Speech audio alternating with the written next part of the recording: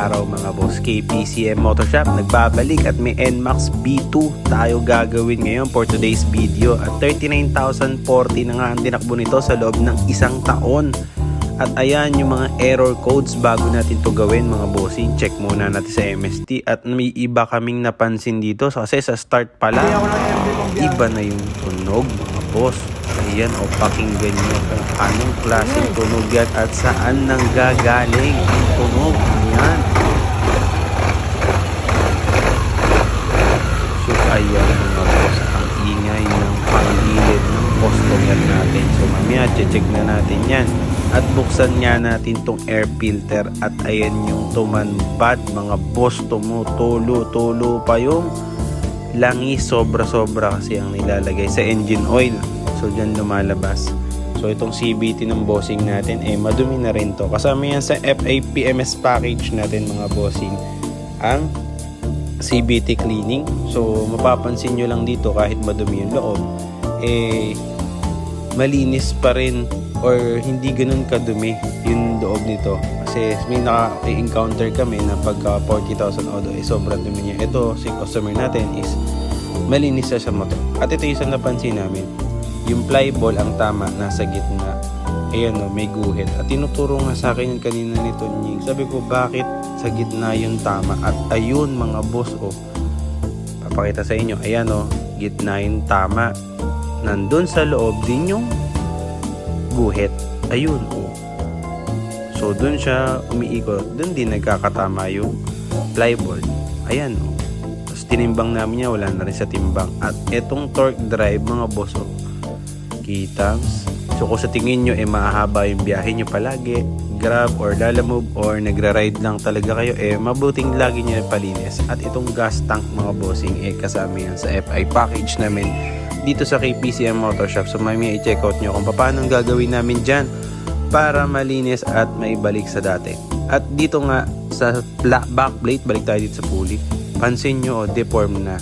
Letter C na nga daw kung tawagin ng mga mekaniko ko dito. So, isa yan sa part dito sa may pulley. Ayun o. Ayun. Mayroon na siyang tama. So, C din yung tawag nila o may C na. So, dito naman, tinek natin. Okay. At ito yung madumi, yung throttle body. Ayan o. So, after 40,000 ngayon lang siya mabubuksan. At ayan, kita nyo yung mga lupa-lupa mga bossing oh. Nakaka-apekto na yan sa performance ng motor kasi halos wala na tong minor kanina. At itong air filter nga mga bossing wala na rin po ito kasi langis at dumi na po yan. At dito sa CVT cleaning mga bossing, walang special kaming ginagawa. Ang special dito yung toothbrush at yung brush. So mga bossing, kasi mga singit-singit na yan naabot kasi may maliit tayong panlinis. So mga bossing, yan yung importante sa amin. Tapos itong fuel filter after 40,000 mileage, yan, pinaltan na natin yan ng bago bossing. At ito na yung gas tank mga boss hinihiwalay namin yan sa body. At doon namin siya lilinisin, sabunin at pupunasan. At nagpalit na nga ang customer natin ng bagong pulley set. Dapat December pa daw, napaaga. Dahil nga doon sa naririnig namin na problema doon sa kanyang panggilid. At ito ang throttle body niya mga boss, linis na, hiniwalay-hiwalay na yan, pati na FI cleaning na rin, pati injector. Kita nyo mga bossing kahit buksan nyo yan diba? Paalala lang po sa mga magpapa-FI cleaning, mahalaga na merong gamit or scanner ang isang shop bago kayo magpa-FI cleaning. At ayan yun yung throttle body or manifold.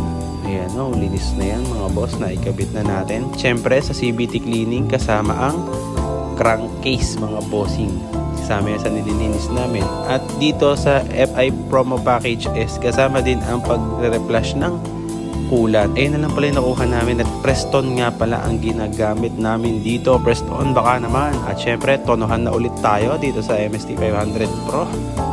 Ayan, sa mga nakaintindi na ibalik na po natin sa normal ang lahat ng parameters ng motor ng bossing natin na NMAX. So eto na mga bossing, kabitan portion na tayo. At yan, maraming salamat po sa nagpagawa, nagtiwala. Ito nga po pala yung full PMS FI package namin kung magkano, 1.2, 1.7 at 1.9. At ito po ang kino-cover namin sa lahat ng motor na gagawin namin. Yun lang po, maraming salamat.